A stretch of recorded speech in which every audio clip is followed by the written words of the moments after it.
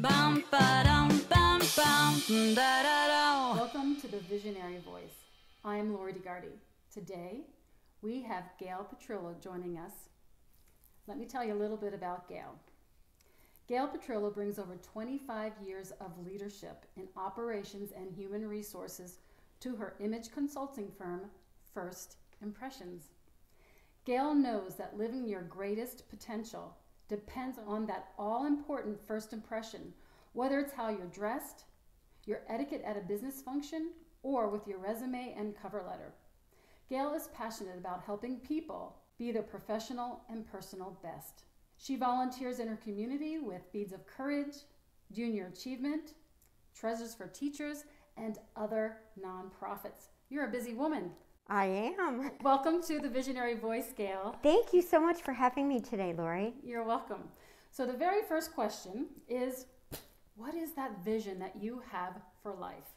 My vision is being comfortable in your own skin, having everyone feel their best and look their best, be confident and show that confidence so that others see that, and then people are able to reach their full potential.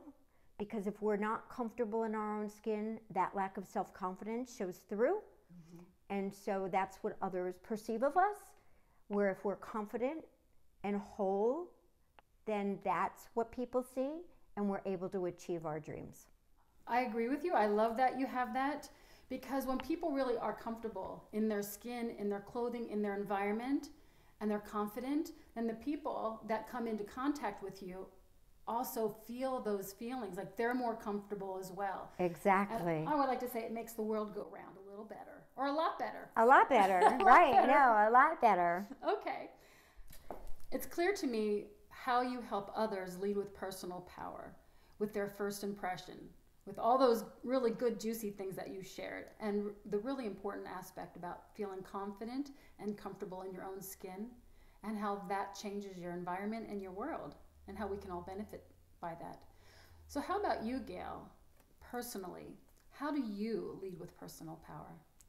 So, Lori, I would say the way I lead with personal power is all about feeling good within, right? It's the way I dress in the morning. It's the confidence that I feel when I'm dressed comfortably, sharing my best color, sharing my enthusiasm, sharing smiles that are contagious. Leading with personal power means that you're not afraid to take on something new, dip your water into something you haven't done before. Are you talking about you? Do you try? I do that, yes. And I did that recently when I decided to launch a fashion show to help launch my business last fall. It was something I had never done. I had no idea what it entailed. And I just started making lists, and I reached out to my contacts. And I think that's a real important piece of leading with power, is knowing that you have a network of people that you can rely on, because none of us have all the answers. And so I certainly didn't have all the answers going into a fashion show. And so I took advice from people. I garnered people together to put this show on. It was an event that was culminated into quite the experience for me personally, because I was able to show my self-confidence in a very unique way, being up on stage with the cameras on me, which I'm not necessarily comfortable with, but also to showcase my models who were everyday people and how they just took to that, again, not having been on a runway before. I was able to share all of that experience and that power and share it with the audience. The comments and the feedback I got were just incredibly inspiring and overwhelming. You know what I'm hearing, which may be somewhat of a surprise to some of the viewers, because I've heard this with my coaching clients, and I see women in other experiences have this, and this is what I'm talking about, that there's this false notion that being confident means that somehow you can do it all. But what I just heard from you, which is so important, and it's so important for you to take note of this, is that being confident means that you can ask others for their support, for their expertise. And being confident means that you can take the advice if it feels right, if it's going to support you. So I love that, because if you were to write a list of all the things about being confident, I think asking for help wouldn't really be under there. And yet, if you're insecure, a lot of women who I coached and I've met along my journey, when they're not feeling confident and they're feeling insecure or they're feeling doubtful about themselves, they're often the women who don't ask for help. So I'm so glad you brought that up. That's really interesting that I've always been of that mindset when I've been in leadership positions in healthcare, in finance. I've always mentored people above me as well as subordinates. And I think not feeling threatened by hiring people that are smart and bring things to the table, different perspectives than what I have, that's how we benefit the organization we all work for. That's how we make this whole world better. We're not threatened by our peers. We rather accept what they all bring to the table. And I think that's really important. We women need to do that. We need to support one another more than we do, generally speaking. And I think that's right. I don't think, as women, I think we tend to think we're expected to know everything, whether it's how to run the household or how to run our department or our organization. Mm-hmm. And I think that's one of the biggest fallacies. We need to ask for help. Mm-hmm. Yeah, and be confident. Yes, absolutely. In doing that. How about for you in a time in your life before you were leading with personal power, before you were confident? What did that look like for you? And what was it in your life that was the catalyst that took you from this maybe not confident woman, not leading with personal power? Something happened, had you transform into leading with personal power. So what did that look like in your life, or what was that about? I was the first person in my family to go to college. I got my associate's degree right out of high school and went to work. In the first few years, I went back to school to get my bachelor's degree with the support of my husband while working full-time. And then years later, after moving to Tucson, which was about 20 years ago, I went back to school to pursue my master's. I really lacked self-confidence prior to getting that master's degree. My husband was probably my biggest supporter. And the catalyst to make me lead with personal power was that master's degree. Yes, it's only a piece of paper. Piece of paper, identifies marriage versus just a couple. For me, that piece of paper for my master's degree gave me permission to say it's okay, it's safe to share my ideas, my thoughts, my philosophies with others. I had thoughts and feelings prior to that, we all do, but I never had the confidence to share it, whether it was at a table of a management meeting, at a bigger table of larger stakeholders, the C-suite, when I worked for Banner. That gave me the confidence. That piece of paper made all the difference. The other thing that made a difference in my life and made me able to lead with personal power was getting braces as an adult. I needed braces as a kid. I did that too. I needed braces as a child, but my family couldn't afford it, so we didn't get braces. So at about age 48, I won't tell you how many years ago that was. Yesterday. I got braces on my teeth. I hadn't smiled before that. I had terrible buck teeth. I was very ashamed of my smile. And so I would talk to people, but I would be the coward in the corner of the room, go to networking events for work functions and not be able to really network because I didn't have that confidence. The braces came off when I was 50 and my inner self shined. The braces coming off enabled me to show my smile, and that boost of energy and confidence, and I share that now with other people. I love that because I have that in common with you. I had also a big overbite and a lot of space in my teeth, but I was a welfare child. I mean, it too brought me more confidence because I was teased as a young child with the teeth I had, even though they worked really well and they're strong and I still got every single one of them. So I relate to that. Yeah. The other thing that you said about going for your master's degree, somebody once told me that all these degrees and certificates are just permission slips. And he was being cynical with that. But here I'm hearing you be really sincere about how having that permission slip somehow allowed you to show up in a bigger way. Not everybody needs that, but it also, I can relate to that as well. I mean, I'm sure like you, like me, when we went to our master's program, I mean, we met wonderful people, we collaborated, people thought, hey, you're really smart, and that also helped. It boosts your confidence when you hear it from other people, and people ask for your opinion, and people change thesis ideas and paragraphs in thesis and cornerstone presentations using the things that you now feel comfortable sharing with others. Yeah, yeah. The whole program was a transformational process for me. And so we have that in common, and we didn't know that before this interview. No, so, surprise! So it was really going through that master's program that helped you become more of a confident woman and lead with personal power. Before that, you didn't have that. There's one more piece of me that gave me the opportunity and the confidence to serve with personal power. And that was a few years ago. I had valley fever. And through my recovery and after that diagnosis, I wound up with asthma, but I also wound up with a significant hearing loss. And so when I was in situations, either in loud restaurants, or I do a lot of networking, so if I was in a large restaurant with networking people or in a conference room with a lot of people and the noise, I really felt left out because I wasn't hearing a lot of what was going on. And a very brave colleague of mine who was an audiologist suggested that we do a hearing test. And it showed that I was literally off the scale with my hearing from the effects of valley fever. And so I got fitted for hearing aids. And let me just tell you, that can change your life.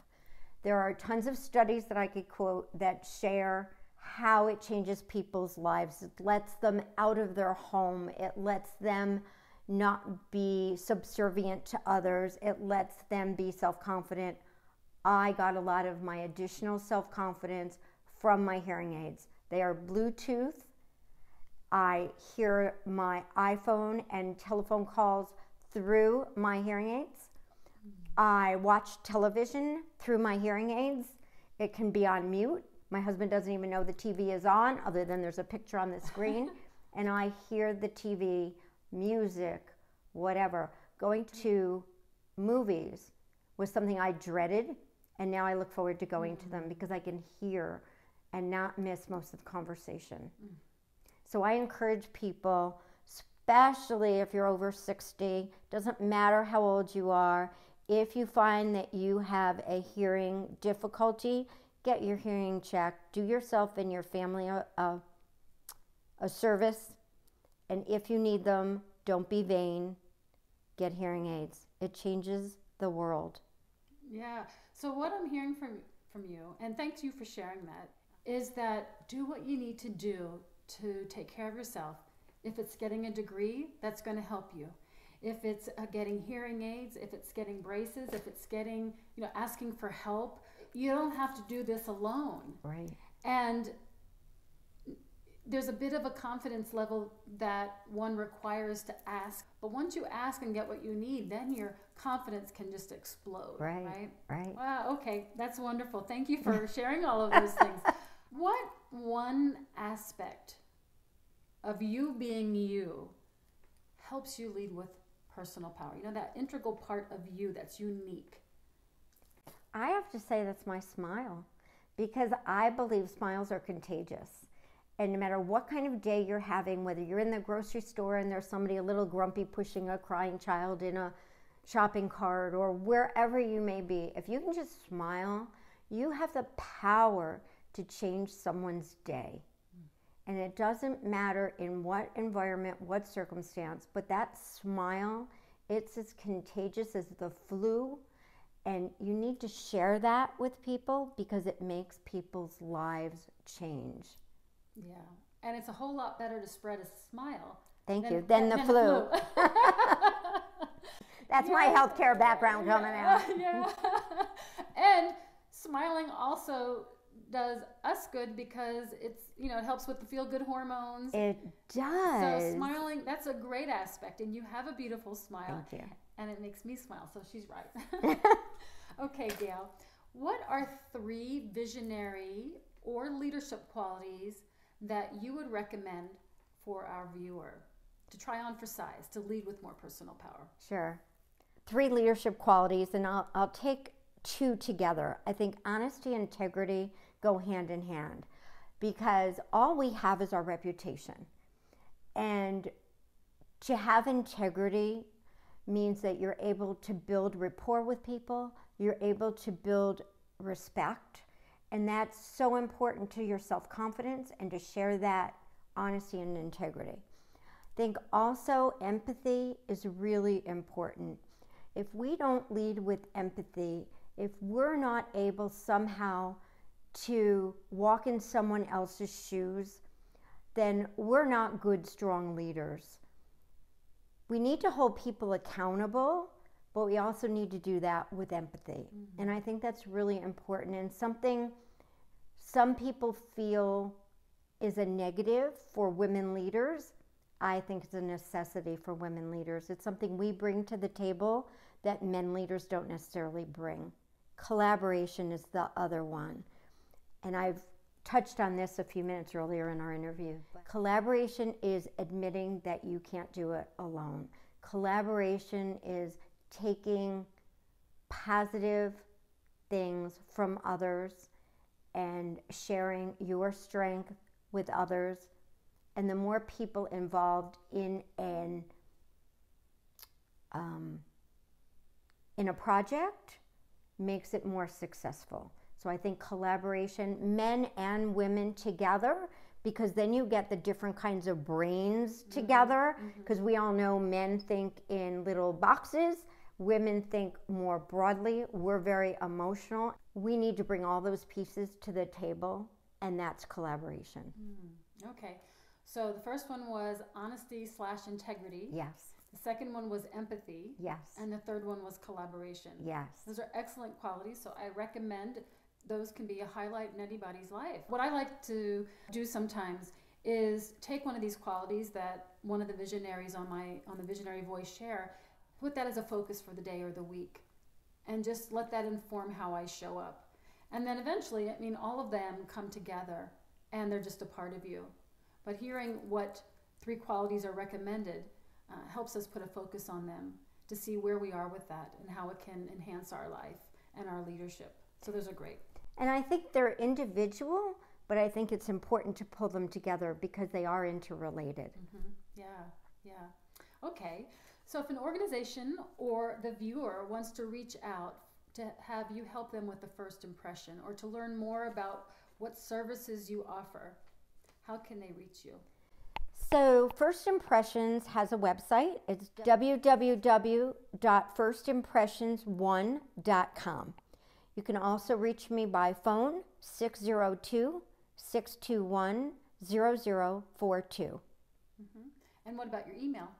Oh, my email. So that is firstimpressions602@gmail.com. Is there anything else that you would like to share before we tie this interview up? I just want to thank you for the opportunity today, but also for all you do for inspiring and empowering women, particularly local, but also on the national forefront. It's amazing the kinds of influence that you have with women in our community, and thank you for that. Oh, thank you so much, Gayle. All right, that wraps up the Visionary Voice for today. If you would like to lead with more personal power, please reach out to me, Lori, at leadwithpersonalpower.com. Check out the other interviews on the Visionary Voice on the YouTube channel, which is Lead with Personal Power. And follow me on social media. I'm on Instagram, Facebook, LinkedIn, and Twitter. And that's it for today. Thank you. Thank you. Bye-bye.